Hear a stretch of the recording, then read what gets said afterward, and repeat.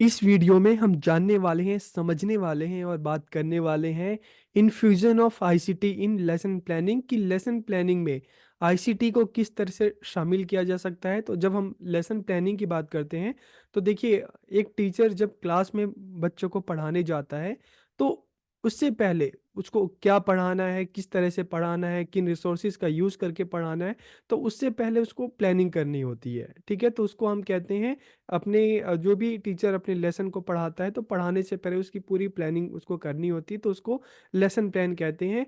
तो lesson planning में किस तरह से आईसीटी रिसोर्सेज को शामिल किया जा सकता है, किस तरह से टीचर जब क्लास में पढ़ाने जाए तो आईसीटी के जो रिसोर्सेज हैं इसको यूज़ करके किस तरह से वो पढ़ाए। तो यहाँ पर इसकी बात की जा रही है कि infusion of ICT in lesson planning कि किस तरह से लेसन प्लानिंग में आईसीटी को शामिल किया जाए ताकि क्लासरूम टीचिंग लर्निंग जो हो इफेक्टिव हो सके। तो वीडियो को आखिरी तक देखिए। वीडियो कैसा लगा कमेंट करके जरूर बताइए। तो हम वीडियो को शुरू करते हैं। और सबसे पहले अगर देखिए लेसन प्लान की बात करें, पाठ योजना की बात करें, तो लेसन प्लान क्या होता है? The lesson plan is prepared by the teacher before going into the classroom teaching की क्लास में जाने से पहले टीचर को जो भी टॉपिक पढ़ाना है, ऐसा नहीं कि क्लास में जाए फिर क्लास में जाके डिसाइड करे कि मुझे ये पढ़ाना, नहीं।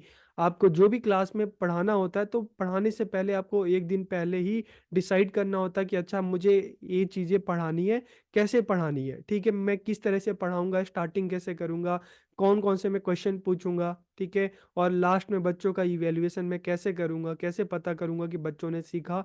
और पढ़ाते टाइम मैं अपनी टीचिंग को और बच्चों की लर्निंग को और ज़्यादा इफेक्टिव बनाने के लिए कौन कौन सी चीज़ें, कौन कौन से जो मटेरियल है मैं उसको यूज़ करूंगा। तो the lesson plan is prepared by the teacher before going into the classroom teaching की क्लास में जाने से पहले जो भी चैप्टर टीचर पढ़ाएगा उसको पढ़ाने के लिए किस तरह से पढ़ाएगा तो उसको पहले से प्लान करना पड़ता है। तो इसे लेसन प्लान कहते हैं। जब आप थर्ड सेम में जाएंगे तो स्कूल में जब आप पढ़ाने के लिए जाएंगे तो आपको भी लेसन प्लान बनाने पड़ेंगे। It is made by teacher for every day classroom teaching की एक अध्यापक द्वारा हर दिन क्लास में जो पढ़ाने जाता है तो उससे पहले उसको बनाना होता है कि जो भी टॉपिक पढ़ाएगा तो उससे पहले उसको पूरी प्लानिंग करनी होती है। In this, a plan is made about whatever to the teacher has to teach in the class on a daily basis कि इसमें रोजाना कक्षा में जो कुछ अध्यापक को पढ़ाना होता है उसके बारे में योजना बनाता है। तो लेसन प्लान जो होता है एक तरह से डेली बेस पे बनता है। आप कल की क्लास में जो पढ़ाएंगे आज बनाओगे, परसों की क्लास में जो पढ़ाओगे आपको कल बनाना है।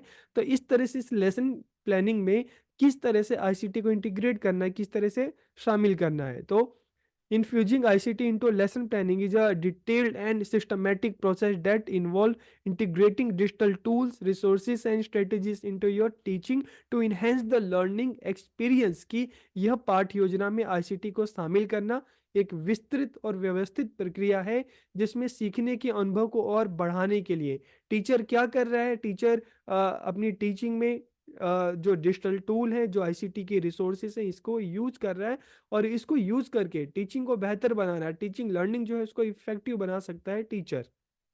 तो किस तरह से अब इसको इन्फ्यूजन किया जा सकता है, तो इसके कुछ स्टेप्स हैं। सबसे पहला है आइडेंटिफाई लर्निंग ऑब्जेक्टिव, फिर select appropriate ICT tool, content development, interactive presentation, digital resources, assessment tool, feedback mechanism. ठीक है, तो एक एक करके हम इनकी बात करते हैं। तो सबसे पहले अगर हम बात करें आइडेंटिफाई लर्निंग ऑब्जेक्टिव, तो देखिए आप क्लास में जो कुछ पढ़ाने जाते हैं ना तो पहले कोई भी काम हम जब स्टार्ट करते हैं तो स्टार्ट करने से पहले हमें ऑब्जेक्टिव डिसाइड करना पड़ता है कि हम क्यों कर रहे हैं। ठीक है, आप कोई भी चैप्टर बच्चों को अगर आप चाहते हो कि हाँ मैं मुझे कल की क्लास में सोशल साइंस का एक चैप्टर पढ़ाना है, हिस्ट्री का, तो उसको उसको पढ़ाकर मतलब क्या आप क्यों पढ़ाना चाहते हैं। ठीक है, एक एक आपका ऑब्जेक्टिव हो गया कि चलो सिलेबस में है इसलिए हम पढ़ा रहे हैं, तो ये कोई ऑब्जेक्टिव नहीं हुआ। ठीक है, आप उस चैप्टर को जब पढ़ाएंगे तो बच्चा क्या सीखेगा उससे। तो सबसे पहले तो आपके मन में वो ऑब्जेक्टिव होना चाहिए, आपको ऑब्जेक्टिव डिसाइड करना चाहिए कि आप बच्चों को जो भी चीज़ें पढ़ा रहे हैं, तो उससे आप वो क्यों पढ़ा रहे हैं, उससे बच्चा क्या सीखेगा। तो सबसे पहले start with clear and specific learning objective, कि अपने ऑब्जेक्टिव पहले आप डिसाइड करो कि बच्चे को जो आप पढ़ा रहे हो, तो बच्चा अगर कल की क्लास के लिए आप प्लान कर रहे हो, तो आपके ऑब्जेक्टिव क्या है, आप जो भी चैप्टर पढ़ा रहे हो उससे बच्चा क्या सीखेगा, तो पहले इसको प्लान करना है आपको। व्हाट डू यू और want to your student to learn और achieve by the end of the lesson, कि आप क्या चाहते हैं कि पाठ के अंत में जब आप बच्चों को क्लास में पढ़ाओ, तो लास्ट में बच्चा उस चैप्टर में क्या क्या चीजें सीखे। ऑब्जेक्टिव डिसाइड करोगे तभी तो आप उसको पाने के लिए कोशिश करोगे, तभी तो आप प्लान करोगे। अगर आपके ऑब्जेक्टिव ही नहीं होंगे तो फिर प्लानिंग क्या करोगे। ठीक है, तो सबसे पहला स्टेप है ऑब्जेक्टिव। कोई भी काम हम करते हैं ना, तो उससे पहले हमारा एक ऑब्जेक्टिव होता है। फिर ऑब्जेक्टिव आपने डिसाइड कर लिया, उसके बाद सेलेक्ट अप्रोप्रिएट आईसीटी टूल। चलो हमने ऑब्जेक्टिव डिसाइड कर लिया कि कल मैं मुझे एसएसटी में चैप्टर पढ़ाना है, इंडस्ट्री एक है चैप्टर, मुझे उसको पढ़ाना है। ठीक है, अब उसको पढ़ाने के लिए, अब उस चैप्टर को मैं मुझे पढ़ाना है, तो मैं कौन कौन से आईसीटी टूल का यूज कर सकता हूँ। ठीक है, मैं वीडियो का इस्तेमाल करूंगा, मैं ऑडियो का इस्तेमाल करूंगा, मैं इमेजेस बच्चों को दिखाऊंगा। ठीक है, तो मुझे कौन कौन सी आईसीटी टूल्स का मैं इस्तेमाल कर सकता हूँ। कोई वेबसाइट है उससे रिलेटेड, ठीक है, मैं उसको उसकी भी जो लिंक है बच्चों के साथ शेयर कर सकता हूँ, वो भी मैं दिखा सकता हूँ। ठीक है, तो इस तरह से फिर सेकेंड स्टेप है कि सेलेक्ट अप्रोप्रिएट आईसीटी टूल, की हमें कौन कौन से टूल का इस्तेमाल करना है जो हमारी उस पर्टिकुलर जो लेसन प्लान जो हम बना रहे हैं, ठीक है, तो उसके लिए जो वो टूल है वो अप्रोप्रिएट हो, उसके लिए वो यूजफुल हो, ताकि बच्चा उसे अच्छे से सीख सके और हम भी बच्चों को अच्छे से सिखा सकें। ठीक है, चलो यहाँ पे आपने ऑब्जेक्टिव भी डिसाइड कर लिया, आपने टूल भी डिसाइड कर लिए। अब जब डिसाइड कर लिया तो कंटेंट डेवलपमेंट, कि अब आप जो भी कंटेंट है आप उसको इकट्ठा करोगे, चाहे ऑनलाइन करना पड़े ऑफलाइन करना पड़े, जैसे भी है, तो आप अपने कंटेंट को इकट्ठा करोगे। इंडस्ट्री से रिलेटेड जो भी कंटेंट है, जो भी नॉलेज है, आप उसको इकट्ठा करोगे ताकि आप बच्चों को बता सको। ठीक है,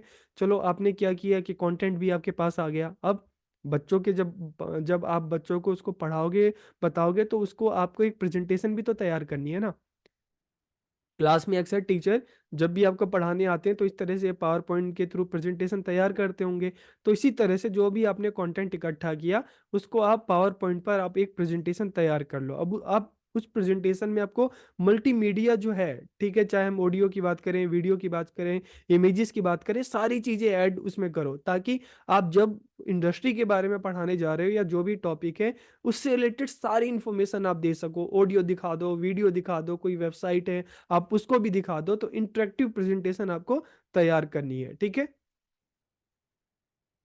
digital resources, provide link to online resources that supplement the lesson, कि अब आपको क्या करना है कि जो भी आपने प्रेजेंटेशन तैयार की है, तो साथ में जो भी रिसोर्सेज हैं, ठीक है, उसकी भी लिंक आप प्रोवाइड करो। और जो भी डिजिटल रिसोर्सेज होने चाहिए, लिंक होने चाहिए, ऑथेंटिक होना चाहिए, कि जहाँ पे बच्चा अगर सर्च करे जाए तो वहाँ पर उसको एक अच्छी इंफॉर्मेशन मिले जो रिलायबल हो। तो डिजिटल रिसोर्सेज, ठीक है। नेक्स्ट है असेसमेंट टूल। चलो बच्चों को हमने सब कुछ डिसाइड कर लिया, ठीक है, हमने प्रेजेंटेशन भी बना ली, ठीक है, अच्छे कंटेंट भी तैयार कर लिए, और क्लास में हमने बच्चों को अच्छे से पढ़ा भी दिया। ठीक है, अब उसके बाद क्या करना है आपको, असेसमेंट टूल की मूल्यांकन उपकरण की किस तरह से बच्चों का असेसमेंट करना है, वो भी आपको पता होना चाहिए। ठीक है, तो पढ़ाने के बाद बच्चे ने क्या सीखा, कैसे सीखा, आप कैसे पता करोगे, तो इसके लिए ऑनलाइन क्विजिज, सर्वे, सेल्फ असेसमेंट एक्टिविटी, इस तरह से अलग अलग चीज़ें हैं आप कर सकते हो, ताकि आपको पता चले कि आपने जो भी बच्चों को पढ़ाया है, बच्चे ने उसको सीखा है। ठीक है, अब फीडबैक भी बहुत ज़रूरी है, कि बच्चों का फीडबैक भी लेना है, कि चलो आपने आईसीटी को इंटीग्रेट करके पढ़ाया, आईसीटी की रिसोर्सेज से बच्चों को पढ़ाया, तो बच्चों का फीडबैक क्या रहता है, क्योंकि फीडबैक ही एक तरह से मोटिवेशन का काम करता है। फीडबैक ही ऐसी चीज़ है जिससे आप नेक्स्ट टाइम और बेहतर तरीके से अपनी गलतियों को ठीक करते हुए और अच्छे तरीके से आप पढ़ा सकते हो। तो फीडबैक भी बहुत ज़रूरी है और ये लगातार करते रहना चाहिए। तो इस तरह से हमने देखा कि किस तरह से जो लेसन प्लान है उसमें आईसीटी को इन्फ्यूज़ करके, इंटीग्रेट करके बच्चों को पढ़ाया जा सकता है, सिखाया जा सकता है।